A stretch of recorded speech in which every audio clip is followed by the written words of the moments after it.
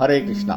தெய்வ திரு ஆச பக்திவேதாந்த சுவாமி ஸ்ரீல பிரபுபாதர் விரிவான பொருள் உரைகளுடன் அருளிய ஸ்ரீமத் பாகவதம் காண்டம் 2 பிரபஞ்சத் தோற்றம் அத்தியாயம் 10 எல்லா கேள்விகளுக்கும் பாகவதமே தகுந்த விடை. பதம் 13.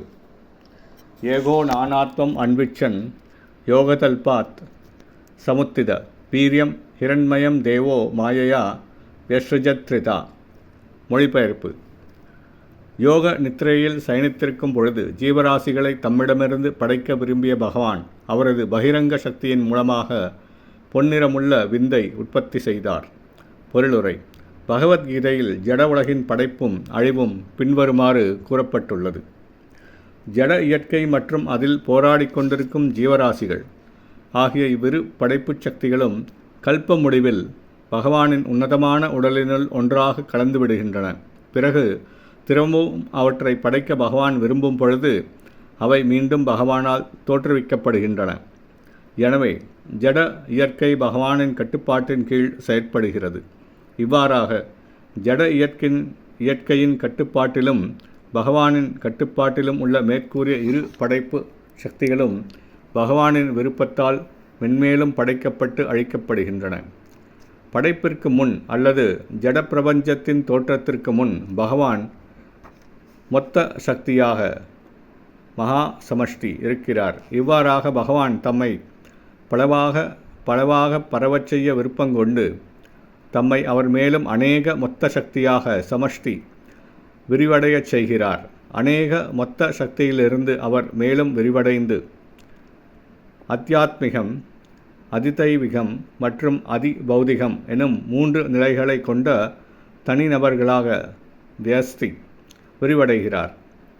இது ஏற்கனவே விளக்கப்பட்டுள்ளது. அவ்வாறு இருக்க மொத்த படைப்பும் படைப்பு சக்திகளும் ஒன்றுக்கொன்று வேறுபடாதவையாகவும் அதே சமயம் வேறுபட்டவையாகவும் இருக்கின்றன. அனைத்தும் அவரிடமிருந்து மகாவிஷ்ணு அல்லது மகா சமஷ்டி தோன்றியவையாகவே இருப்பதால் பிரபந்த சக்திகளுள் எதுவும் அவரிலிருந்து வேறுபட்டவை அல்ல. ஆனால் விரிவடைந்த இத்தகைய சக்திகள் அனைத்தும் பகவானால் திட்டமிடப்பட்டவாறு குறிப்பிட்ட கடமைகளை கொண்டிருப்பதால் அவை பகவானிலிருந்து வேறுபட்டவையாகவும் உள்ளன. ஜீவராசிகள் பகவானின் நடுத்தர சக்திகள் என்பதால் அவர்கள் பகவானோடு ஒன்றுபட்டவர்களாகவும் அதே சமயம் வேறுபட்டவர்களாகவும் இருக்கின்றனர். தோற்றத்திற்கு வராத நிலையில் ஜீவசக்திகள் பகவானுக்குள் ஒடுங்கி கிடக்கின்றன. பிரபஞ்ச படைப்பில் அவைகள் அவிழ்த்து விடப்படும் பொழுது இயற்கை குணங்களின் கீழுள்ள அவற்றின் வேறுபட்ட விருப்பங்களுக்கேற்ப வெவ்வேறாக அவை தோற்றமளிக்கின்றன. ஜீவசக்திகளின் தோற்றங்கள் ஜீவராசிகளின் வெவ்வேறு பந்தப்பட்ட நிலைகளாகும். ஆனால் சனாதன நித்திய படைப்பிலுள்ள முக்தியடைந்த ஜீவராசிகள் நிபந்தனையற்றவாறு சரணாகதி அடைந்துள்ள ஆத்மாக்களாவர். ஆகவே படைத்தல் அழித்தல் எனும் விதிகளுக்கு அவர்கள் உட்பட்டிருக்கவில்லை. இப்படைப்பு யோக நித்திரையிலுள்ள பகவானின் பார்வையால் நிகழ்கிறது. இவ்வாறாக அனைத்து பிரபஞ்சங்களும் பிரபஞ்ச தலைவரான பிரம்மாவும் மீண்டும் படைக்கப்பட்டு அழிக்கப்படுகின்றன. ஹரே கிருஷ்ணா.